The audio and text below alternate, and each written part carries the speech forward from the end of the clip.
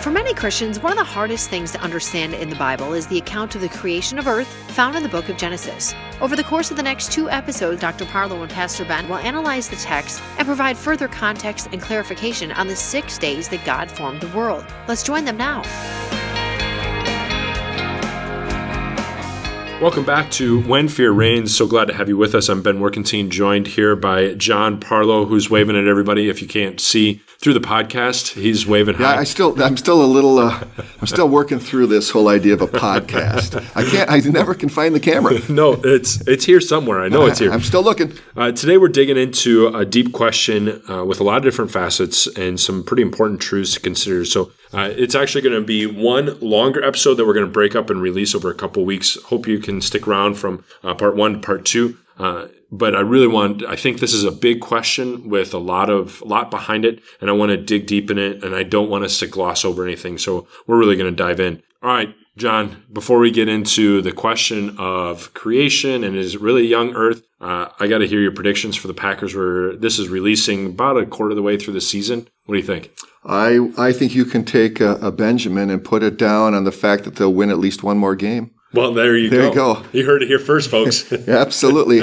Maybe if I'm going to get risky, 2 games. But in all actuality, I would believe that looking at their schedule and also currently looking at how quarterbacks are falling left and right, and assuming that Aaron Rodgers will stay healthy, which is an assumption, I believe the Packers will make the playoffs this year. Okay. All right. Which would be good for Green Bay and good for the cosmos in general.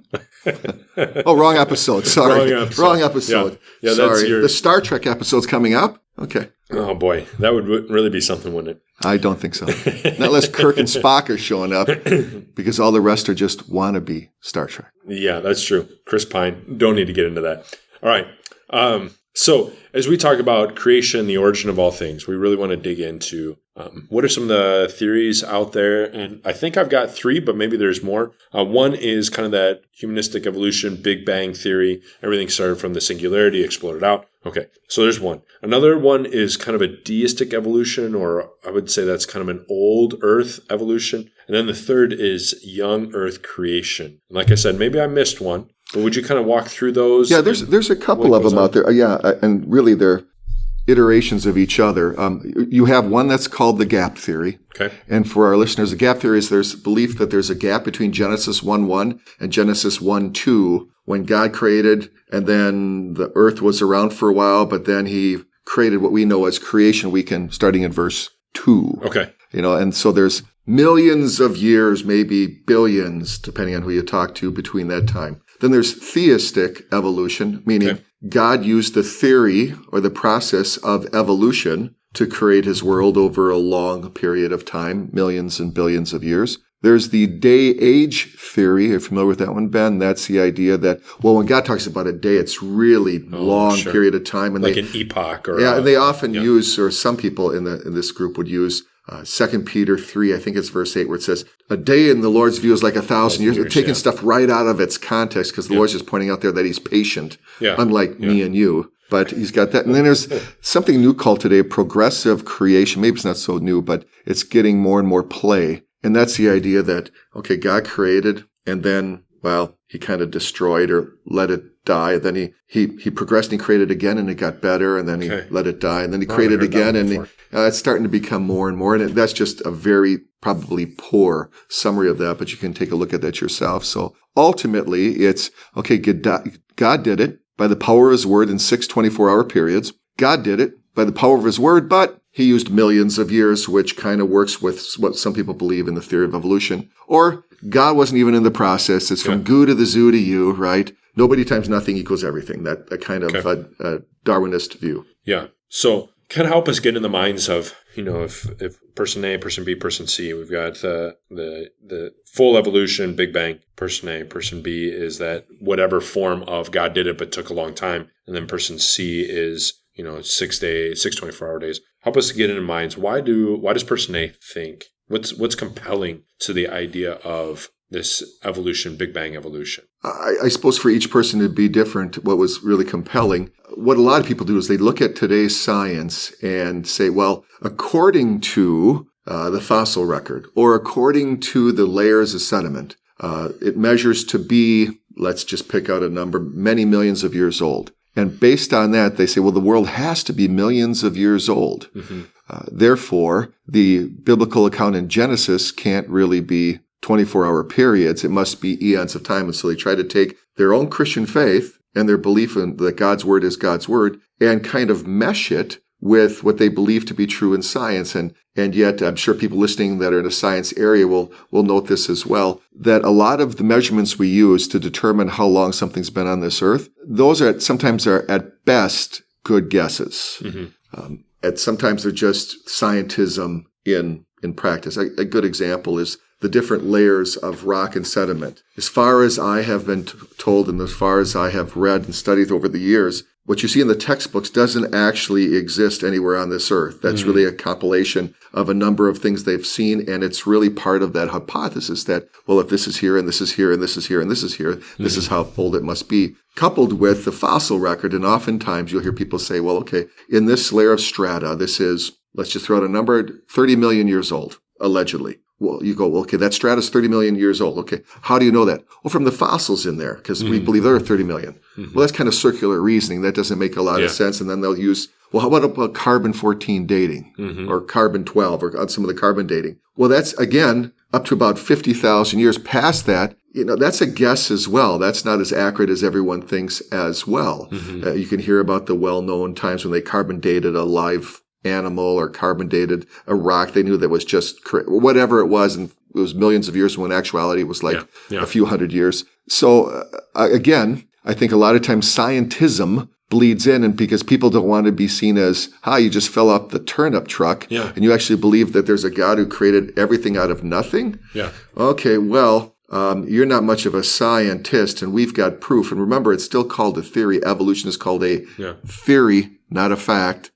I think some of the numbers you see in textbooks today, ones I studied when I was first in science, can't be substantiated. I figure they believe if I put in a textbook and I sell it for a lot of money, people will think it's true.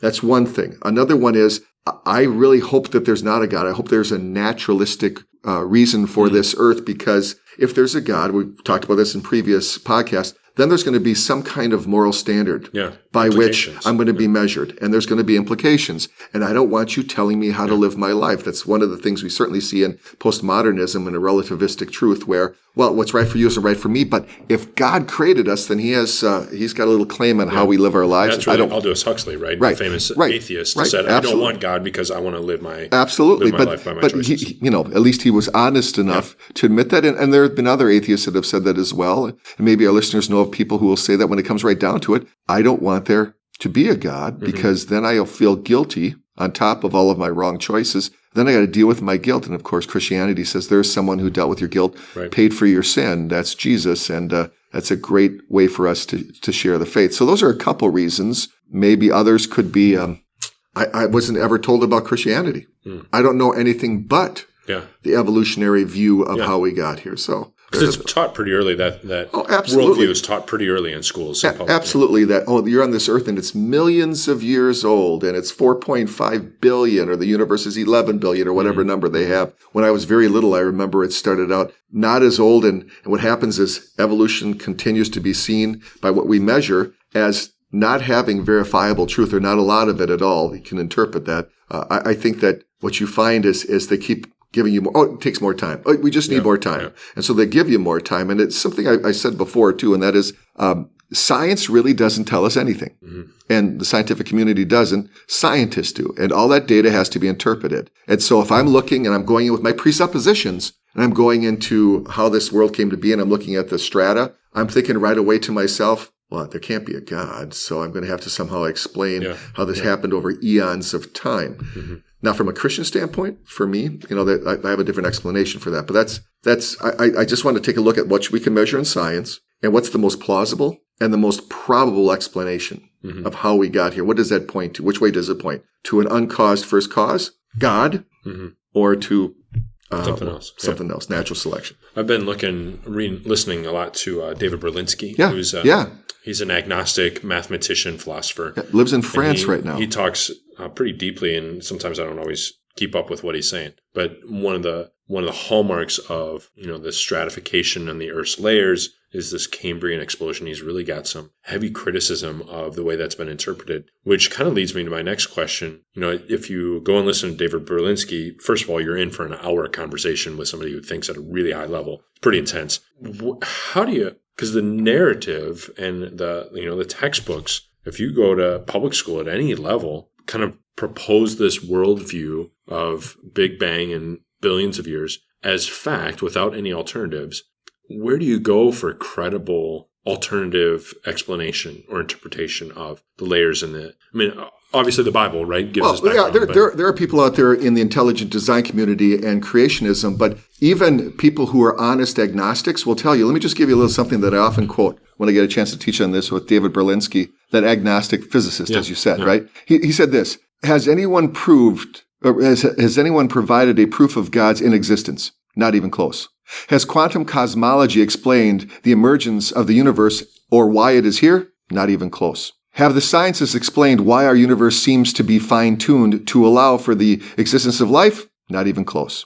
Are physicists and biologists willing to believe in anything as long as it is not religious thought? Close enough. Has rationalism in moral thought provided us with an understanding of what is good, what is right, and what is moral? Not close enough. Has secularism in the terrible 20th century been a force for good? Not even close to being close. Mm-hmm. Is there a narrow or oppressive orthodoxy of thought and opinion within the sciences? Close enough. Does anyone in the sciences or in their philosophy justify the claim that religious belief is irrational? Not even in the ballpark. Is scientific atheism a frivolous exercise in intellectual contempt? Dead on. Mm-hmm. That's not a Christian saying that. No. That's David Berlinski. And so I think you not only have to look into creationists and people who believe in the biblical account who are scientists, but even people who are agnostic who say, well, I really don't have a dog in this fight, when they're taking an honest look at the layers. Now, from a Christian standpoint, we would say, okay, let's first of all talk about the fact that we believe in a worldwide flood, where a worldwide flood would have an incredible impact on the layers and them being quickly put down, and the impact and how things would decay. All of that. You see, I don't think you were even born, but in 1980, and I think it's May in 1980, you haven't born. Yeah, I'm feeling really good. In May in 1980, Mount St. Helen blew up. Yeah. And I remember that to this day. I remember reading about it in the history book. Yeah. Okay. It's on Wikipedia. Okay.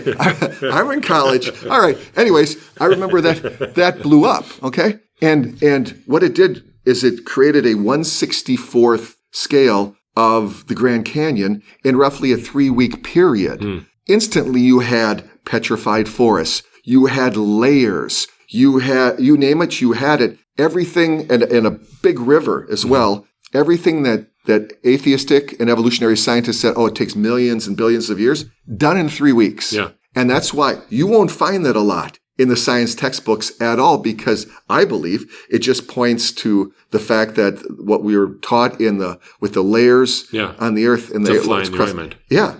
They're not going to play that. The other thing you have to understand is we as Christians believe that God made the world with the appearance of age. He created a tree and said what's going to bear its fruit right away. The tree looked like it was probably more than 1 day old. I don't know if you cut it down, would you see rings? I don't know if God would have made it in that fashion to show with the appearance of age. Certainly Adam and Eve were created as adults, able to procreate, because God said, one of the things I want you to do is fill the earth, okay? You have to be an adult to be able to do that, reach puberty. So I don't doubt that God also created the earth's crust with the appearance of age. And so can it look like it's millions of years old? Yeah, I don't doubt that at all. So, I mean, that's how we as Christians explain, okay, there's the layers. They're certainly there, but we believe that there was a worldwide flood that could have put that down quite rapidly in violent waters with upheavals of dirt. And I was amazed at it. Many of the top of the mountains are made out of what? Ocean floor. Well, how does it get up there? And when you look at the fossils, sometimes you'll see a group of fossils from both prey and predators all huddled in the same cave, all dying in the same place, the highest cave as the waters continue to go up. So there's a lot of things you can take a look at, and we as Christians see that really point to a worldwide flood. Now, that being said, I think sometimes Christians, we get in trouble because we like to read too much into our own imagination, where we think, well, this is how the world was before the flood. Guess what? The Bible doesn't give us a lot of details. Yeah. It really doesn't. It talks about a firmament that God then drops, water that drops for the flood. What does that look like? I don't know. There's some speculation, and I happen to kind of lean this way that, well, there was an oxygen-rich atmosphere, which would account for some of the fossils we find of larger plant life, huge plant life, that could also then feed large animals that would feed on those plants. And also an oxygen-rich atmosphere, I believe, slows down the aging process, which would account for people living longer. Then after the flood, what happens? No, the animals are wiped out except for the ones on the ark. And now even if they were large, maybe they're babies on the ark, but they don't grow as large, or they don't continue to grow down the line as large because you no longer have the same foliage. And the earth has changed, and it's not as oxygen-rich. And there's a lot of speculation, but as Christians, we have to be careful that we don't try to say too much that we think is for sure about the world before the flood. Don't say more than Scripture does, and usually you'll be all right. Well, and I think, too, the Jesus follower, I'm thinking of like a conversation between an atheistic evolution person and a Jesus follower. A Jesus follower really is willing to admit, yep, I'm coming at this with a worldview. I've got a question. Where does the world come from? How was it made? And I've got a worldview already in place. Many times, as I listen to debates and talk to atheists who believe in evolution billions of years old, they're unwilling to admit that. And they almost come at it, no, these are the facts. And I think that's part of where the disconnect and the tension comes from. One's willing to admit, the other one is not. Well, and then you can have a long discussion about, if anybody's ever read Darwin's book, he said one of the keys is you've got to find transitionary forms. And you and I would believe in microevolution. And before the listener turns this off, understand it's adaptation. It's in other words, okay, if a bird's living in an area where the seeds are pretty tough, over time he's going to grow a stronger bill in which he could go ahead and break that, or a beak and break that, as opposed to one that doesn't. But it's still the same bird. It doesn't change into a lizard. Right. It doesn't go from one species to the next. Yeah, we believe things can adapt to their surroundings. That's microevolution. Macroevolution is one form becoming another over time, and evolutionary theory says that's millions of years, and yet the fossil record really doesn't show that. There are no undisputed transitionary forms, and several of them have been considered hoaxes. One of the things I often had my students do years ago was go ahead and take a look at the alleged whole tree of apes to man all the way through. You'll find many of those so-called missing links are still missing, and they're really artists' renditions, great artists' license, where we simply got a tooth and we made a whole body out of this, or a bone, and we extrapolated everything out of that. Even when it comes to dinosaur structures, we have dinosaur bones and we can kind of see that, but that doesn't always tell us the color of the skin or what exactly that skin was like. And so there's a lot of artistic license out there being peddled as truth. And I think not only do Christians have to be careful about that, but so do non-Christians. And a lot of times Christians are blindsided by that, say, oh, it's in the textbook. Yeah. It must be true. Yeah. And I think you noticed that, at least I did. It was several years ago, I was able to visit the Smithsonian of Natural History. Yeah, I was there. Which is beautiful. It's an awesome building and really interesting things to learn. You turn this corner and then you come to like the evolution of man, and you get the Neanderthals and all that. And it's really noticeable. All of a sudden it becomes drawings. Over here, you've got this giant squid, the leg of a giant squid. You've got this, that, butterflies on the wall. Over here, you've got artifacts, and then... Or it's a drawing, and then in a very highly guarded box is a tooth. Yeah.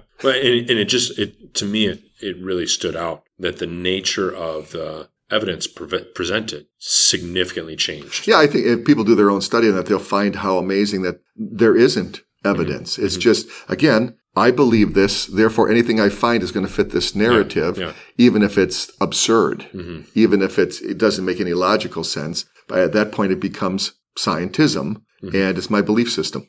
I'd like to go back for a second on something you said just a minute ago, because I think the discussion about creation and origin can seem very remote or inane, like who cares?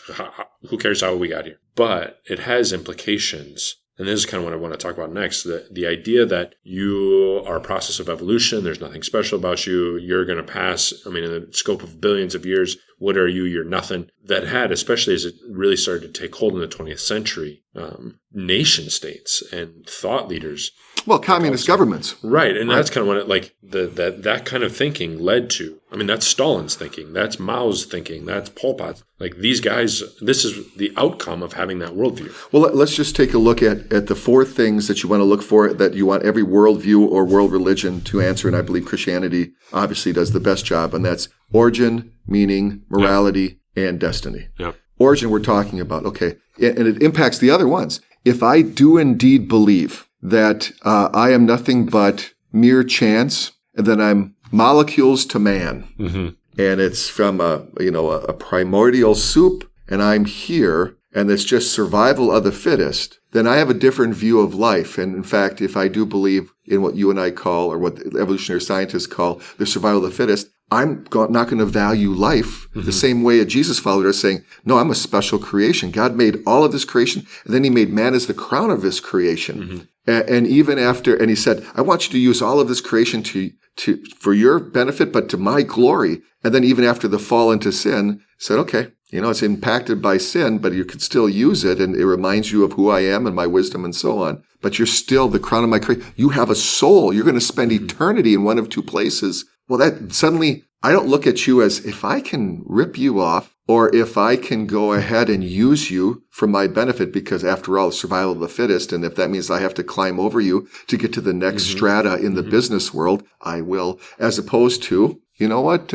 I look at you, I might disagree with you, but I know that you're a person Jesus died for too, that you've been created in God's image, that he's given you special gifts and a purpose on this earth. Well, suddenly your life has different meaning, and you've got different purpose, and there's morality, because I always get amazed at people who believe in evolutionary science. Doesn't mean that evolutionists and atheists can't be moral. They can be very moral people. Now, I would posit that they cannot objectively justify their moral standard because it keeps shifting. You can't say, well, it's majority rule. Well, or it's by cultures. What happens if 2 cultures don't agree? You can go down that road, and we have before in this podcast. But it's the idea that if something is true and someone is valuable, I've got morals.